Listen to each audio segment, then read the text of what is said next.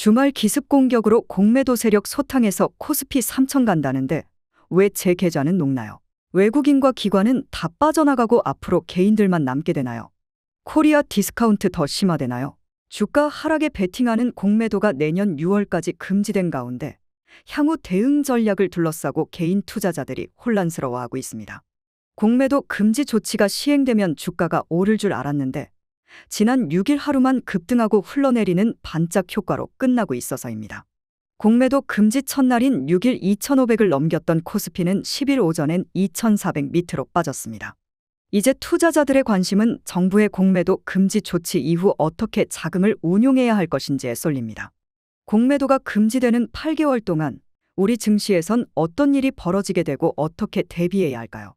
공매도를 둘러싼 투자자 궁금증을 문답 형식으로 정리해봤습니다. 올해 공매도가 유독 심했나요? 지난해 코스피와 코스닥 전체 거래대금에서 공매도 거래대금이 차지한 비중은 각각 5%, 1.9%였습니다. 올해도 코스피 공매도 대금 비중은 5.1%로 작년과 비슷했죠. 그런데 코스닥은 공매도 대금 비중이 2.6%로 작년보다 0.7%포인트 증가했습니다. 올해 공매도 누적 거래액은 작년보다 35조 원 많은 158조 원이었는데 신규 공매도 증가분은 대부분 코스닥에 집중됐다고 볼 수 있습니다. 왜 코스닥이었을까요? 코스닥 지수는 5월 상반기 전 세계 상승률 1위를 기록할 정도로 화력이 강했습니다. 코스닥 시가총액 1, 2위로 덩치가 큰 에코프로비엠과 에코프로의 주가가 급등하면서 코스닥 시장 전체 상승으로 이어졌습니다. 두 종목 주가는 이론적으론 설명하기 힘든 신의 영역까지 올랐습니다. 통상 기업의 주가가 적당한지 비싼지 따져볼 때는 주가 수익 비율을 기준으로 삼죠. 숫자가 높을수록 고평가됐다는 의미입니다. 지난 7월 에코프로는 장중 한때 153만 9천 원을 찍었고 PER은 700배에 달했습니다. 참고로 삼성전자는 PER 9배였죠. PER을 내가 투자한 원금이 회수될 때까지 걸리는 시간이라고 정의한다면 지난 7월 에코프로는 고려시대 때 샀어야 본전을 건질 정도로 주가가 높았습니다. 일본 거품 경제가 한창이던 지난 80년대 말의 대표적인 고평가 주식은 JAL이었는데 일본항공의 당시 PER은 400배였습니다. 공매도는 누가 왜 하나요? 일본에는 주식을 살 땐 집 날릴 각오를, 공매도할 땐 목숨을 걸 각오를 해라라는 증시 격언이 있습니다. 공매도가 얼마나 위험한 투자법인지 새삼 일깨워줍니다. 주식 고수인 워런 버핏도 개인들에게 공매도는 절대 하지 말라고 신신당부합니다. 공매도는 매우 어려운 투자법입니다. 주식 매수와 비교해보면 이해가 쉽습니다. 주식은 기대 수익이 무한대입니다. 지금은 1만 원짜리 주식이지만 10만 원, 100만 원도 갈 수 있습니다. 손실도 정해져 있어서 최악의 경우 원금만 날리면 됩니다. 그런데 공매도는 주식 매수와 정반대입니다. 공매도는 기대 수익이 100%죠. 반면 손실은 무제한입니다. 주가가 언제까지, 얼마까지 오를지 모르기 때문입니다. 작년 말 10만 원짜리 주식이었던 에코프로가 7개월 만에 15배 급등할 것이라곤 누구도 예상치 못했던 것처럼 말입니다. 공매도한 주식의 주가가 오르면 증권사는 공매도 투자자에게 계좌에 돈을 더 넣으라고 요구합니다. 기한 내에 자금을 채워넣지 않으면 증권사는 강제 청산에 나섭니다.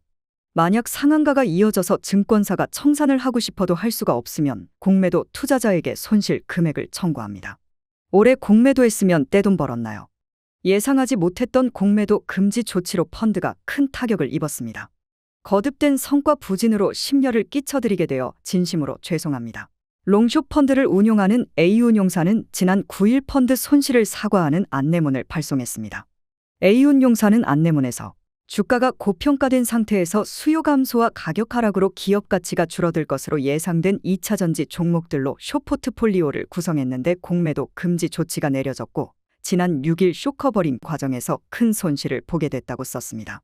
지난 6일은 에코프로, 에코프로비엠, 포스코퓨처엠 등 2차전지 종목들이 우르르 상한가를 기록한 날입니다. 운용사는 내부 규정상 주가 변동폭이 커지면 기계적으로 로스컷을 해야 합니다. 공매도 금지하면 주가가 오르나요? 직전 공매도 금지 조치는 2020에서 2021년 코로나 위기에 시행됐습니다. 공매도가 금지됐던 기간 중 코스피는 78%, 코스닥은 88% 올랐습니다. 그렇다면 이번에도 비슷한 성과를 기대해도 될까요? 한국 증시는 미국 금리와 수출 실적에 따라 움직이며 공매도와의 상관관계는 크지 않기 때문에 정부의 공매도 금지 조치가 시장에 별다른 영향을 주지 않을 것이란 지적이 나옵니다.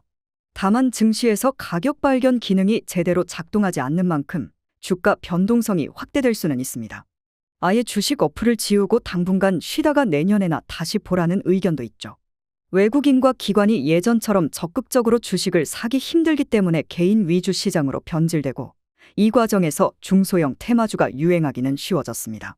하지만 최근 영풍재지 사태처럼 주가 급등은 세력의 장난일 뿐 한순간에 나락으로 떨어질 수 있으니 조심해야 합니다. 공매도는 언제부터 미움을 받았나요? 한국에서 공매도가 공공의 적이 된 건 서정진 셀트리온그룹 회장이 시초라는 게 정설입니다.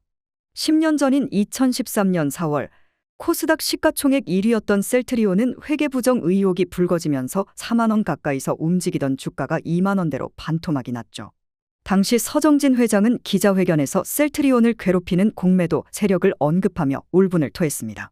그는 432 거래일 중 412일 동안 공매도가 진행됐고 금융당국의 조사를 의뢰했지만 무시당했고 연구개발에 쓸 수천억 원을 공매도 방어에 쓸 수밖에 없었다고 말했습니다. 공매도와의 전쟁에 지쳐 회사를 팔겠다는 서정진 회장의 선언은 당시 사회에 큰 파문을 일으켰습니다.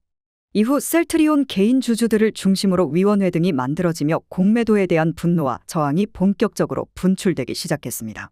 증권업계 관계자는 개인 투자자들은 모래알 같아서 조직화되기 힘든데 몇몇 단체가 전체 개인들의 의견을 대변하는 것처럼 앞장서면서 지금에 이르렀다면서 한국에선 병역, 입시 등 감정적으로 절대 용서가 안 되는 영역이 있는데 공매도도 포함된다고 말했습니다.